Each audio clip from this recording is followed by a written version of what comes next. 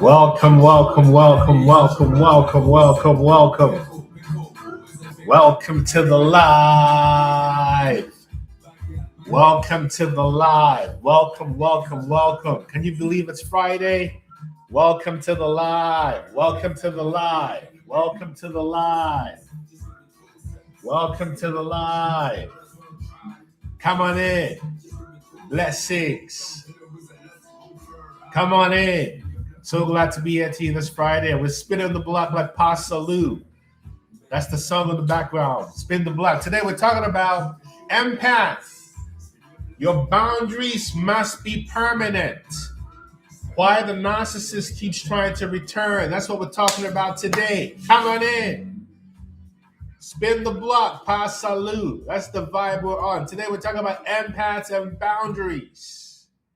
Empaths and boundaries. Come on in. Empaths and boundaries. And pardon the late start. I'm just getting here. Come on in. So let me talk about this. Today we're talking about boundaries. Yeah? Let's just get to it. Today we're talking about boundaries. You see, there's a moment after escaping narcissistic abuse when you realize something profoundly disorienting. And that disorienting point is you are never going back. You are never going back to that relationship. You're not going back to that family system. You're not going back to that friendship. You're not going back to that marriage. You're not going back to that religious community. Or you're not going back to that version of reality in which you repeatedly abandon yourself in order to be connected to someone else. You understand? Less, yes, but ascent, but never less. You're not going back. But even more disturbing than that is you cannot go back to who you were. Here today we're talking about boundaries. You can no longer go back to who you were, which is the self who tolerated the abuse. That self no longer exists. The self who kept explaining. The self who kept forgiving. The self who kept bargaining. The self who kept hoping, rescuing. The self who kept spiritually bypassing. See, that self is gone. And that is why your boundaries must become permanent. Not necessarily because the narcissistic person will contact you forever. Not because every person with narcissistic traits behaves identically. No. And not because you should spend the rest of your life fearing that they are hiding behind every tree. Your boundaries must be permanent because your awakening must be permanent. And even though there is no permanence, oh, Nicole, thank you for the donation. Thank you for the donation. May you always be abundant. May I be abundant. May you be abundant. May you get this tenfold. Give thanks, Nicole 130 for the cash donation. Let me continue. May we all be abundant. Nicole, may you be abundant and replenished 1,000-fold. You see, your boundaries must be permanent in that, even though there's no permanence, in other words, the boundaries must affirm the new recognition of not self, if I'm to speak like a Buddhist. The boundary is not something you merely place between yourself and another person. You see, the boundary is the physical manifestation of a decision made in consciousness, which is, I will never abandon myself to preserve a relationship. That's the deeper vow. That's the spiritual contract. That's the gate through which your future enters. Who am I talking to? Who am I talking to? Come on, type transform if I'm talking to you. Type transform if I'm talking to you. So let me tell you why the narcissistic system tries to return. And it's important to begin here with precision. Thank you, Kissology. Danny, Christina. Who am I talking to? Julia Kuhn. Who am I talking to?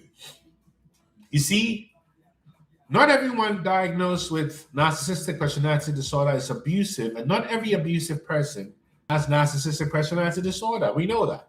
We must distinguish a clinical diagnosis from a recurring relational involving entitlement, this pattern that involves entitlement, exploitation, coercion, and so on. So the thing is, in many abusive or coercively controlling relationships, separation does not necessarily automatically end the return. Am I talking to someone? Research on post-separation abuse documents they shows continued surveillance, intimidation, economic interference, institutional manipulation, harassment, threats, and the use of children or third parties to maintain control. And separation may remove physical proximity without immediately removing the perpetrator's perceived entitlement to access. This is why some narcissistic abusers return. They may return affectionately. They may return angrily. Am I talking to you? They may return through an emergency. They may return through a child.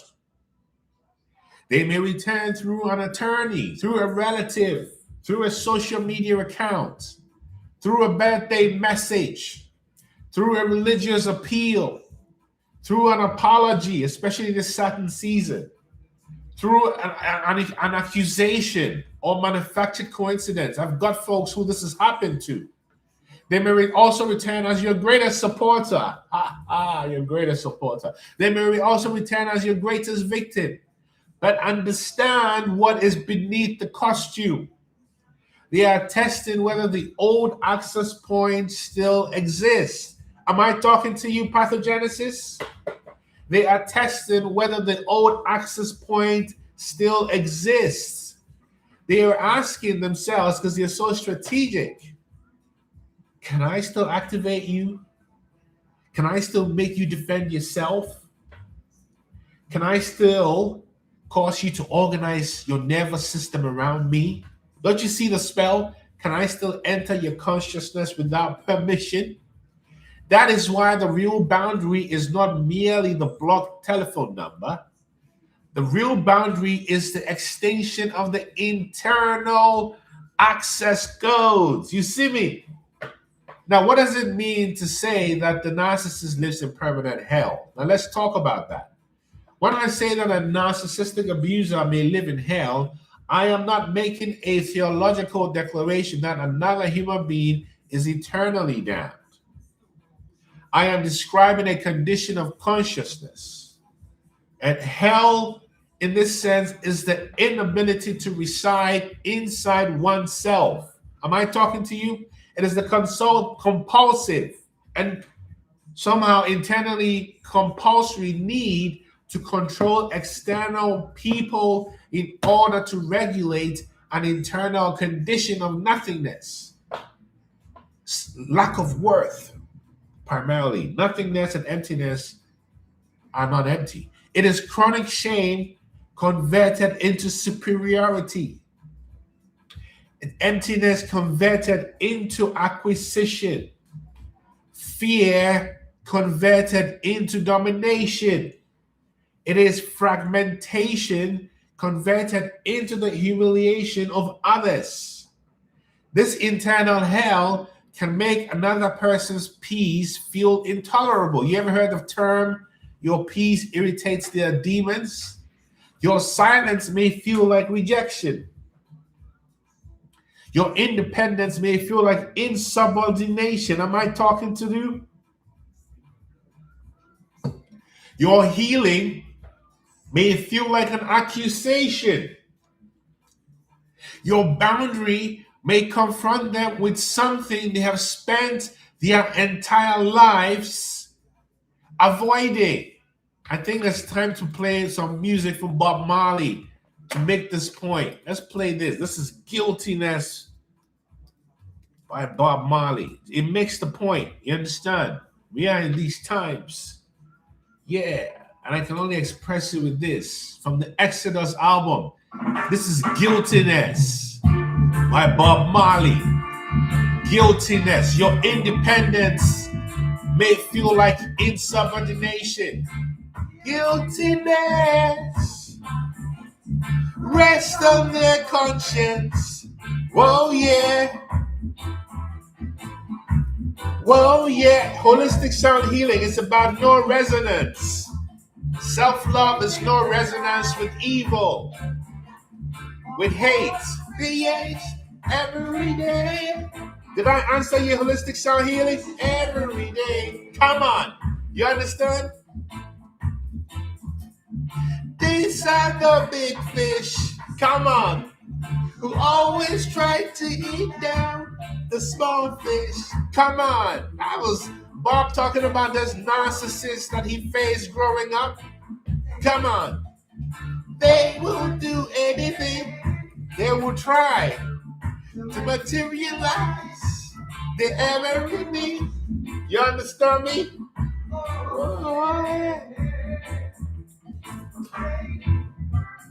Woe to down princess. Come on. They eat the bread of sorrow. They eat the bread of sorrow. Woe to down princess. They eat the bread of sorrow.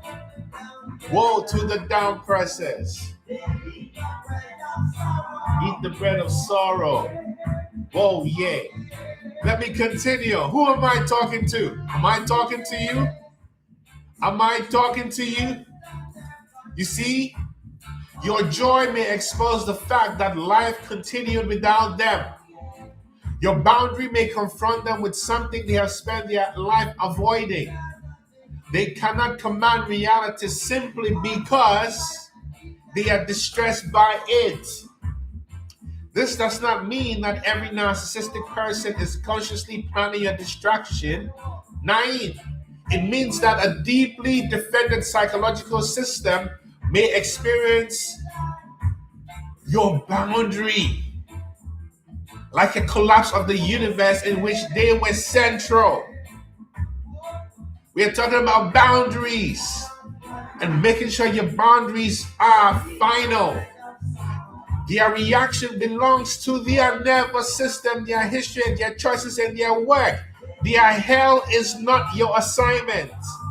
Their hell is not your assignment. That's why you need a boundary. Their hell is not your assignment. Now let me talk about this karmic contract, because we're talking about boundaries. Talila Lewis, you understand? Are you here? We're talking about boundaries. Let me talk about this karmic contract. Now I'm going into the esoteric dimension. People frequently say that the karmic contract required this person to destroy me. And I would offer a deeper formulation. A karmic contract does not require another person to destroy you. It reveals the unconscious pattern through which you have historically participated in your own abandonment. Am I talking to you? Karma is not cosmic sadism. It's not sadistic, the universe. The universe is operative on law. Karma is conditioned causality. That's the quantum truth. That's the Dharma. It is the momentum generated by repeated thought, intention, and action. That's why they cast spells.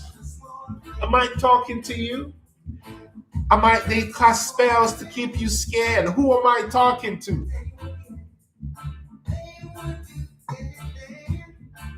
In Buddhist psychology, karma, in the language of the Buddha Pali, refers fundamentally to intentional action and its consequences. It is not a supernatural decree that you must remain available for mistreatment. Am I talking to you? Am I talking to you? Oh, come on. I gotta be talking to someone. This is for you, Martin. These are hidden frequencies by Martin. This is for you on the 1111 hertz. Karma is conditioned causality. In Buddhist psychology, it is about the net consequence of what you do. The karmic lesson is not, I must allow this person to keep hurting me until the universe releases me, Don Marie. The karmic lesson is, I must see what this relationship activates in me. Oh, surrender to fear, give thanks. May you be abundant in all your ways. May I be abundant. We got some pound sterling. Blessed love, surrender to fear. Yes, I am. Blessed love, thanks for the cash donation. Yes, may we all be abundant. Let me continue. Surrender to fear not. You understand me? You understand me? Surrender to fear. Perhaps this person arrived to expose your addiction to proving your goodness. Perhaps this narcissistic person, people. Perhaps this narcissist came to expose to you that your belief that love requires self-sacrifice. I'm so happy to be here with you. My name is Dr. Nana Gyesie. For those who have never met before, you're welcome to the sacred space. You understand? Yes, here we slay the demons of narcissistic abuse. Come one, come all, come as you are. Give thanks to all of you for your time, your energy, for your spirit, and your vibration. Perhaps this narcissistic person, people, or systems came to expose your childhood conditioning around instability. There's artists. Perhaps they came to expose your desire to be chosen by someone incapable of choosing anyone consistently. Perhaps they came to show you the part of you that believed suffering made you spiritually superior. And the karmic contract is not fulfilled when the narcissist changes. Oh, you see? You did it again. You did it again, surrender to fear. I receive. We are now moving from karma to dharma. Surrender to fear, give thanks. Melissa Cribble, thank you so much. May I always be abundant. May you be abundant. Thank you so much. May we all be representatives of the divine in all of us. I appreciate you. Thank you so much for your cash donation. Thank you for your energy. Thank you for your presence, Diane. Thank you, Janet. Thank you, everybody. Melissa, give thanks. Surrender to fear, give thanks. Thank you so much for your donation. I really appreciate it. And also thanks to Nicole. Nicole, I appreciate you. So let me continue. Now let me define what a boundary is. What is a boundary? What is a boundary? What is a boundary? What is a boundary is not a request for someone to behave properly. A boundary, Kiki, is not an argument. A boundary is not punishment. The unbuttered bask, Don Marie, Janet. A boundary is not a threat designed to frighten someone into compliance. A boundary is a clearly defined limit governing what you will permit, what you will participate in, what access another person will receive, and what action you will take when the limit is crossed. Come on, who am I talking to? Who am I? I can't just be talking to myself. If I'm talking to you, type transform. If I'm talking to you, type transform. Because as you type transform, it means you're being transformed. As you speak and write, so shall you be, Melissa. If you're being transformed by this, let us know. Let me know if I'm talking to you. Let me know if I'm talking to you. To all who are feeling pain today, may you know relief. May you set up boundaries for yourself that brings you relief. Healthy boundaries are generally understood as interpersonal limits concerning what a person is willing to give, receive, disclose or tolerate within a relationship. Kim Burtz, Denisha, Nicole, Jesse, Denisha, Melissa, Dreamy, XL Jude, 1, 2, 3, 4, 5, 6, 7, 8, Janet, Miss Dot. You see, the formula, everything is about mathematics. When you have a standard, you communicate the standard, your behavior reinforces that standard, that's the boundary. For example, you may have a wish that says, I wish you would stop shouting at me. But a request says, please stop shouting at me. Malte, you got a divine woman, you're so good. That's Malte on the balls. How did you know? Divine woman 11, you're amazing. You see, a request says, please stop shouting at me. A boundary says, if shouting begins, I will end the conversation. A boundary says, if shouting begins, I will end the conversation. The boundary is not the sentence. A boundary is what you do next. U.S. Virgin Islands, Denisha. Wagwan, U.S. Virgin, are you liming? You see, if the person shouts and you remain on the phone for another hour, the boundary has not become behavior. Oh, there's artist. May you be abundant. May I be abundant. There's artist. May you be replenished 1,000-fold from where you took this from. I receive with humility and gratitude. May I be abundant. May you be abundant. Thank you so much for the cash donation, Des Artist. Oh, thank you so much. I am touched. Gift thanks. You see? Thank you, universe. If a person shouts and you remain on the phone for another one, your boundary has not become behavioral. Am I talking to you, Dawn Marie? It may be an aspiration. It may be a preference, right? But it has not become embodied law. You see, a boundary becomes real when your behavior no longer contradicts your declaration. There's artists. Thank you so much. May you be abundant. Yes? Now, your boundaries may be physical. For example, who may enter your home? Who may touch your body? Who may approach your workplace or attend your events, right? Or it may be through your communication. What channels are used? Is it email? Is it telephone? Is it the parenting thing? An attorney? A third party?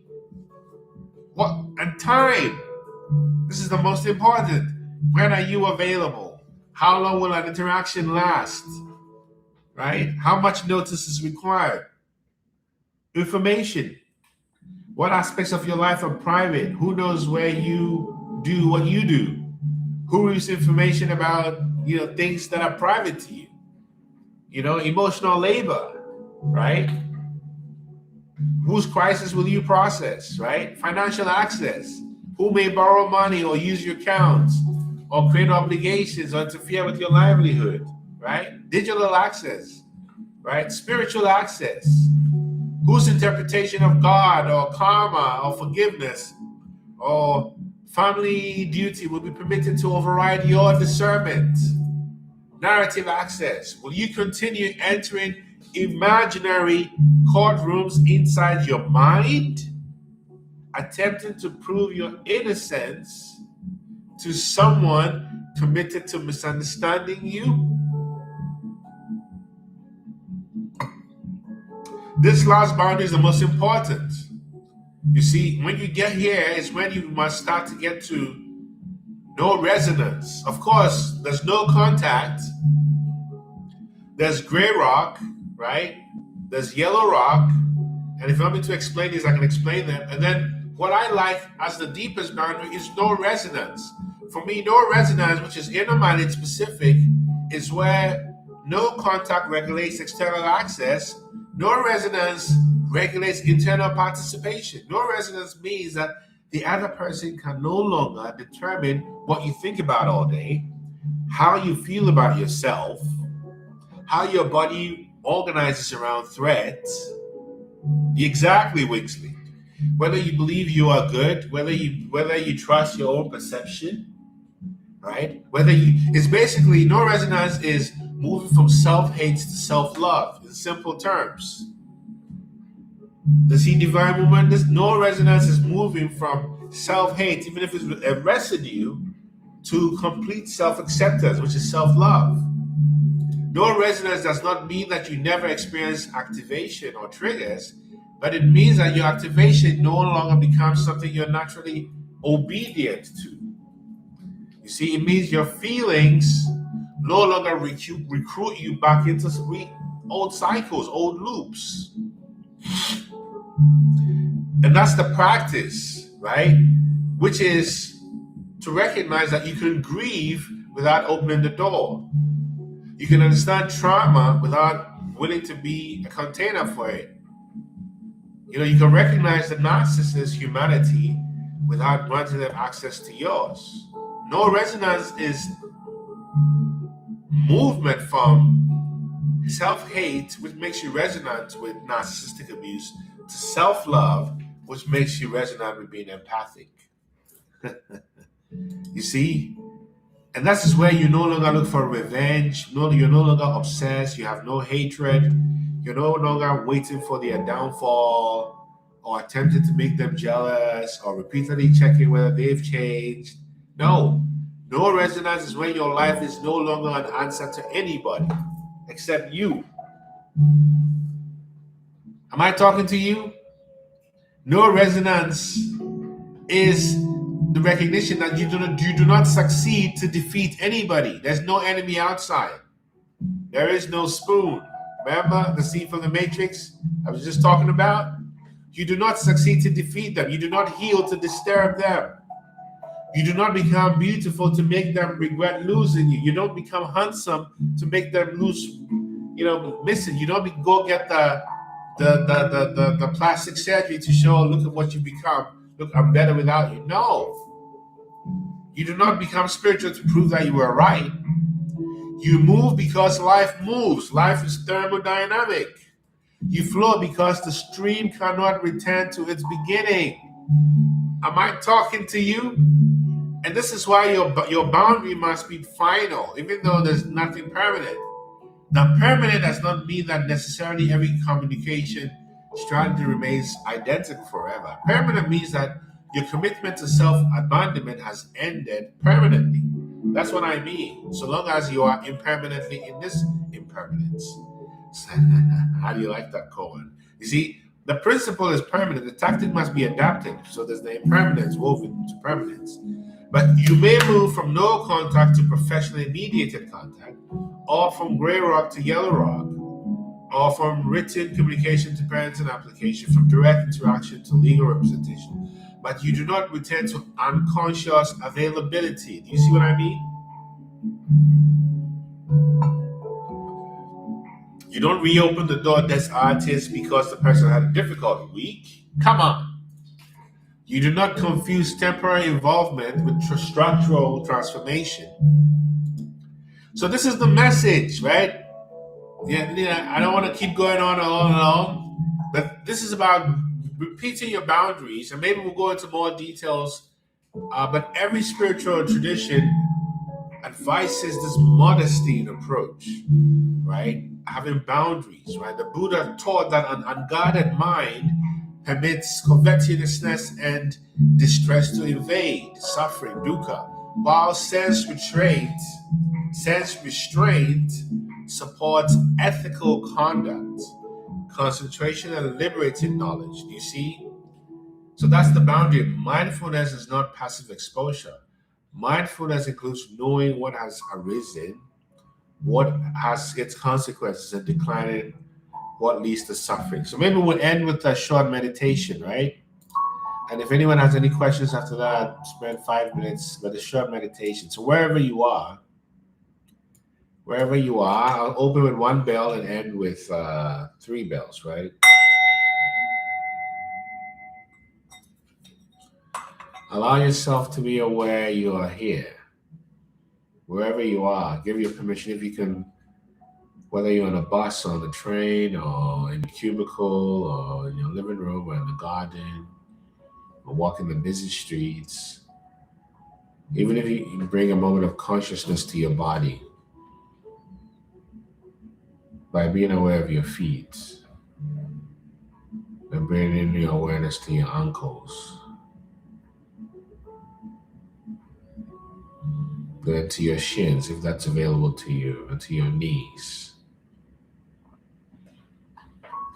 Then notice how your knees connect your thigh bones to your sit bone if you're sitting.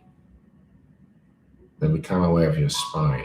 Now bring your attention to your abdomen and be aware that your abdomen is rising and falling with each breath. And if it's not moving, release the tension. Become aware that your heart is also rising and falling with each breath. Breathe. Breathe.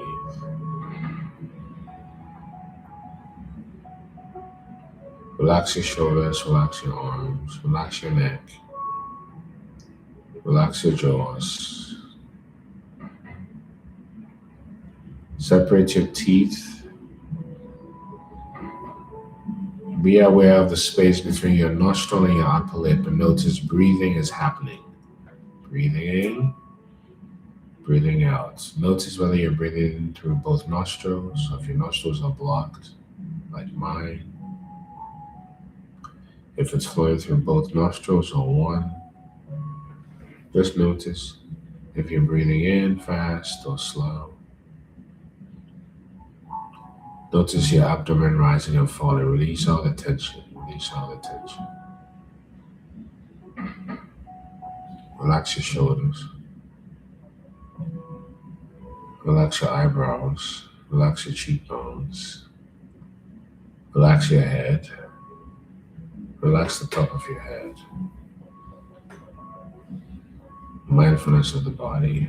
Be aware of your breathing. Keep on breathing. Breathing in. Breathing out. Breathing in. Breathing out. And send gratitude to your body for being here. And become aware of how sending gratitude makes you feel in your heart. Become aware of how your skin feels, how your body feels. Warm, cold, by the sensation of gratitude to your body. Release all tension from your body, surrendering to the present moment. There is no past, there is no future. They all are in the present, the eternal now. And through this vibration, as we breathe, we are all connected across continents, state lines, geographies, socioeconomic backgrounds, racial backgrounds, gender lines. And we're here together as one, under the Dharma, under the truth. Spreading kindness by sending gratitude to our bodies. I'm going to end. Take a deep breath in with 3 rings of the bell, and maybe take a question or two.